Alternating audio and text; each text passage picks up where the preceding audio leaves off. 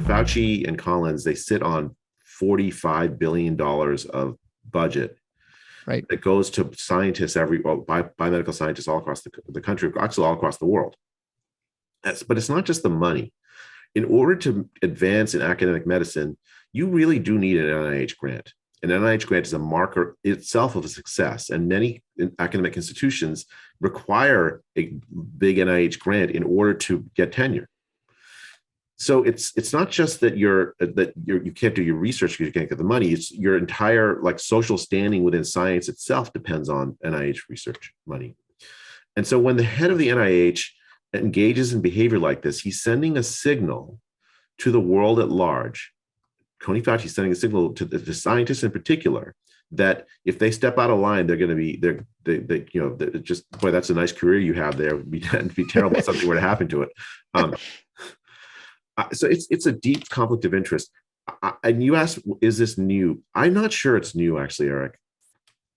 Because during COVID, I think I've seen this happen in at least three different areas where Tony Fauci used his power and leverage to deem academic discussion about various aspects of COVID policy out of bounds. I think the most prominent of this is actually not even us. It's the discussion over the lab origins of the virus. Like, is it lab origin? Is it natural origin?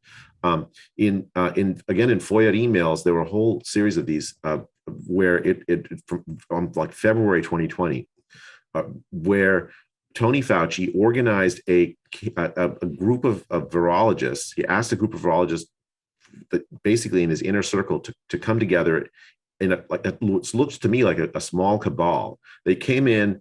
They sent several of them before the meetings that Tony Fauci arranged. Basically said that it's a 50-50 shot. It could be either lab leak or natural origins. They're not sure. They came out of that meeting all saying that they believed it was a conspiracy theory to say it was a lab leak.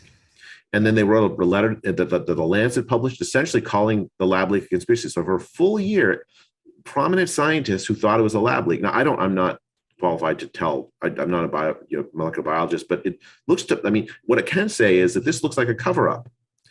You had a group of people who used their power to marginalize people who thought it was a lab leak, and frankly, it just looks really suspicious to me.